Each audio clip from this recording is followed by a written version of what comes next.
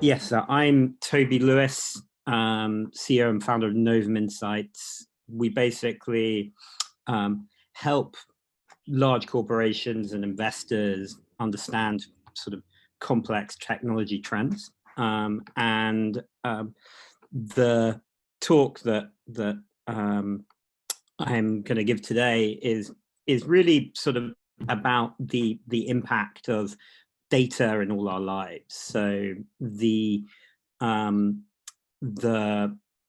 essentially I run a team of data scientists and analysts, and we're looking for trends and signals. So what's quite exciting about that is you're able to look at a particular trend, say Tushar and certain connections, and you see that he's turning up with something like a Naval Ravikant, if he was mentioned, and you could add a particular score to that kind of person. I think sort of dialing back from that, and where we'd like to sort of take the talk is, has anyone here heard of a group called Cambridge Analytica by any chance? No. No one? I have. And what did they do? I think they're the team behind Facebook that they take people's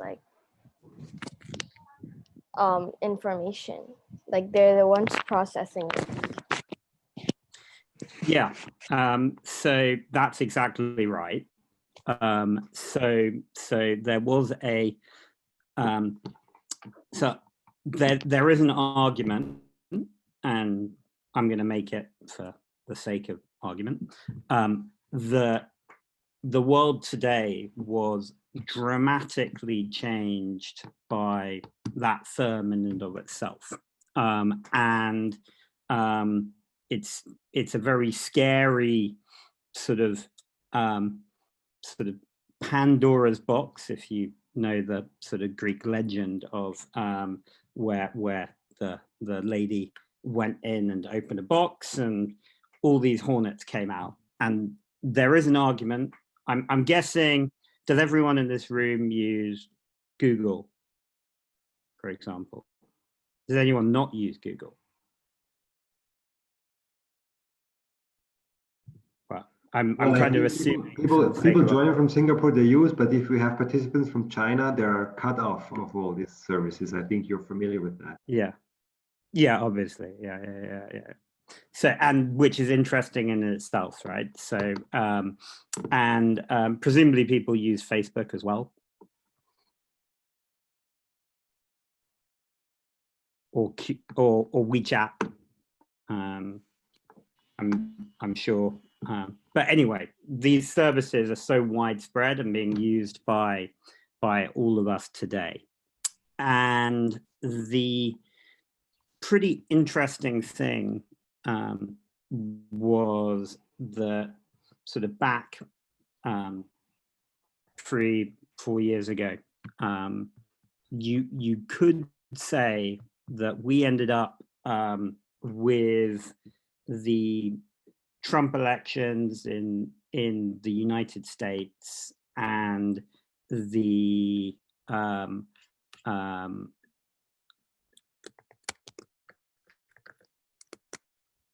Trump elections in the United States and the sort of Brexit in the UK, because data was controlled in all these platforms.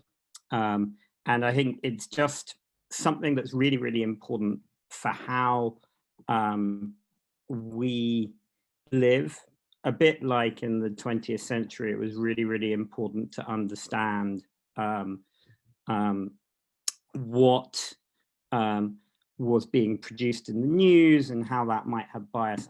I mean, does anyone here know about the, I guess, Pravda Does anyone know what Pravda is? So Pravda was a very famous publication in sort of Soviet Russia, and was sort of a famous sort of piece of propaganda.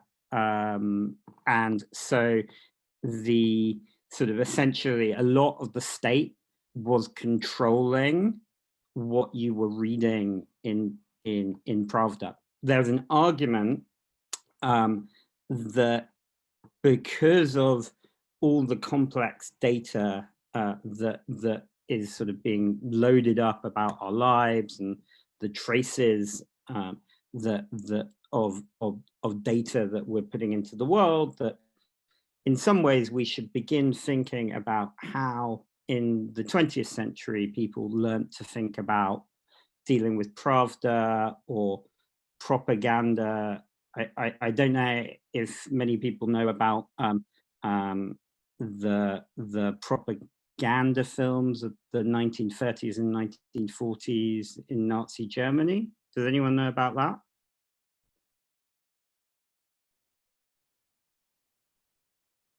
Yes.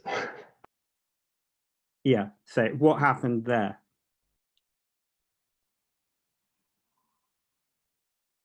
What happened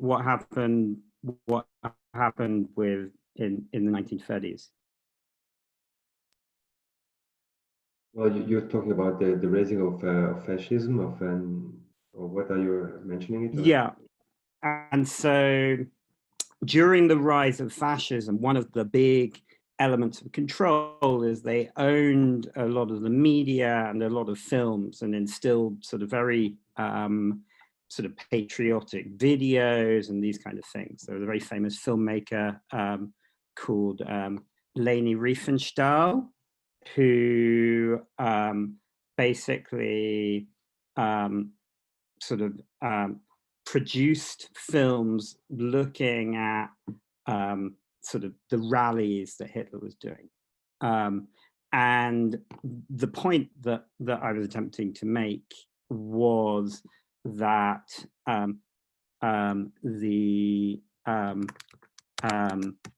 that basically the if you think about how you're browsing online, it's worth thinking about the impact of data in our lives. So what happened? I mean, does anyone have concerns about the sort of adverts that you receive when you're using, say, I don't know, Facebook definitely has a lot of ads. I'm not entirely sure about which of, but I'm guessing you get them on the sort of Alibaba and that kind of thing. But if there is a user of Facebook, are you interested at all in the ads that you receive? Yeah, I guess, because they're directed to us. Yeah, which is yeah, exactly, sort of. And the reason how serious that can be is that essentially there's a pretty good argument that during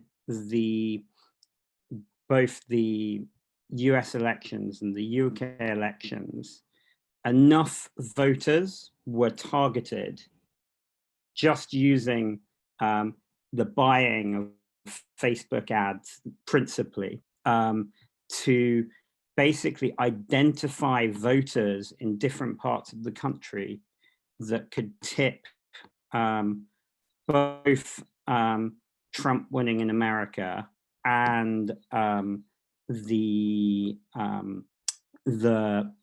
essentially the Brexit party winning in the UK.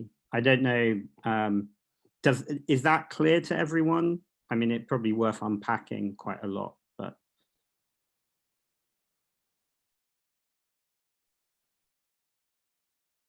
Do you understand? I think so essentially what happened is, yeah.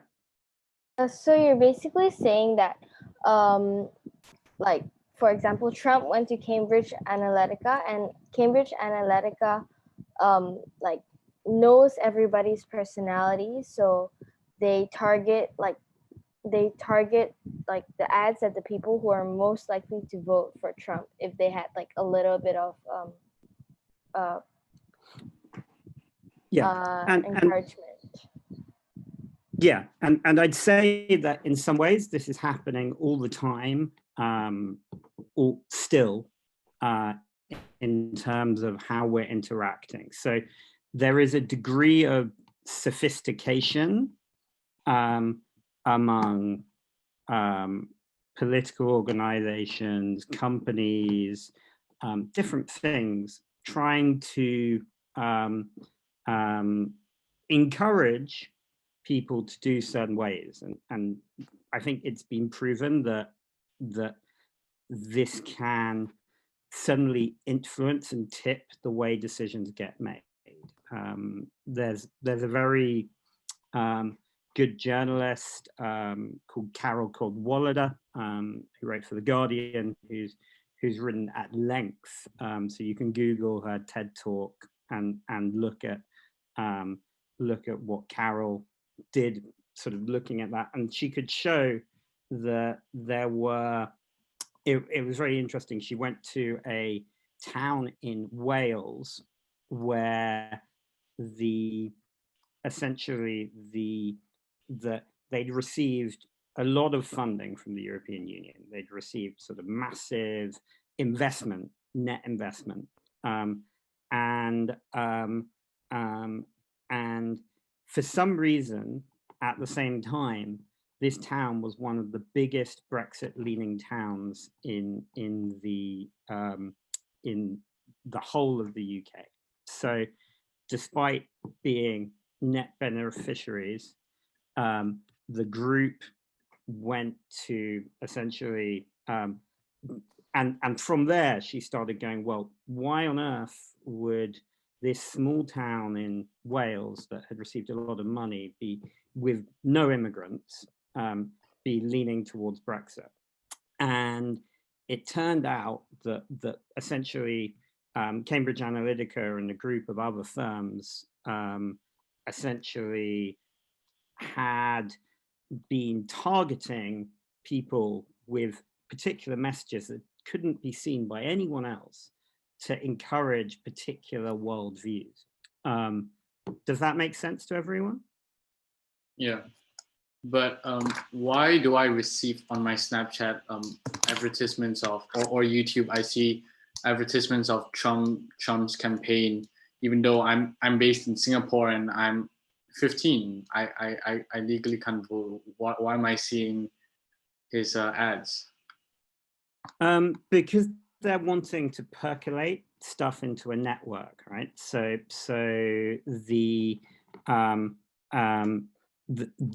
idea is everyone is in a node, right? So you will have, how many friends in America do you have? Quite a few. So in the round, if you think of, if I was managing the Trump campaign, right?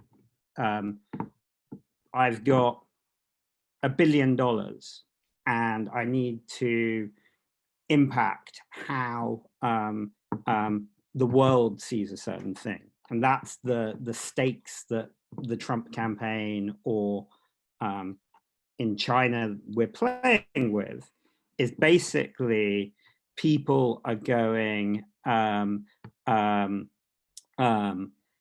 do I sway and impact that? So if you're thinking about it, that you're in Singapore, if you're playing at that level, you could be marginally helpful for the Trump campaign. You're not someone that they're going to spend a lot of money on targeting, but because Facebook ads can be so efficient, there might be some efficiency in doing that. Does that make sense? Yeah. Thanks. But I think you probably need to be, and I mean, this is being aware of where advertising has gone. And I think the good thing is that this is now quite well documented. So I think a lot of people understand it much better than they did in 2018, 2017. But there's some very good films. I'd encourage everyone really to watch a film called The Great Hack, where Carol Kovadler is in there, and there's basically a documentation that looks at how the breadcrumbs that people have been leaving online effectively can sway democracy in different ways. What are you referring to as breadcrumbs? Like information?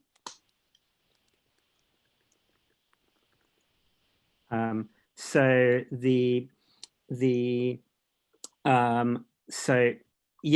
in terms of effectively, when you click on a Amazon or to buy different things, people, essentially your action in doing that is being reserved by lots of different organizations that store them and monitor them. And it's quite bizarre how complex a pattern we're all leaving in the world, kind of thing. And so I think the reason why I like doing this talk with Marcelo is that I think it's just something that people really, really need to be aware of, just because, like, I guess unless you're using certain protective technologies, every action of yours is leaving things that very complex organizations can begin going, how do we get people to think a certain way? And I think we're all going to get much, much more sophisticated at understanding that. And it's down to as ridiculous as you clicking on, you happen to see a BMW in the street, you decide to go onto BMW's website, and then you get besieged by BMW ads, right? That's the sort of more mundane kind of example of this, and it can just get quite annoying because you're like, well, I was just looking up what that BMW car was.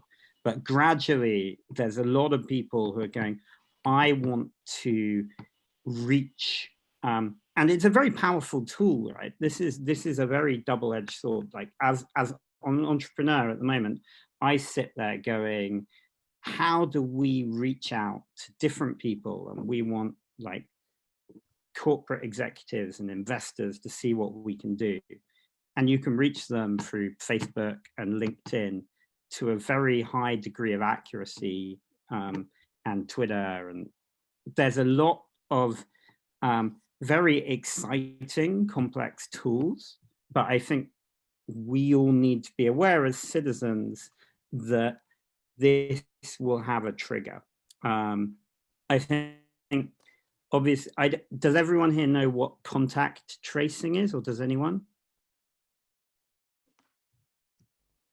Yeah. In Singapore, we know it as what's part of the COVID-19 because the government here called the process contact tracing. Yeah. So the thing I'd like to leave you to sort of think about is that essentially this is really exciting, right? Like this is like this is a massive effort by all the world going, look, we need to stop this disease, right? Contact tracing is a really, really interesting tool that's being explored to go, I've met Marcelo, I've met different people in here, and we've all been together in a room instead of there. We all get labeled as having met Marcelo. It turns out Marcelo's got COVID, unfortunately. Then we all suddenly get notified that Marcelo happened to have COVID, and there are different ways of doing this. What would be really interesting for all of us to think about is that something we want?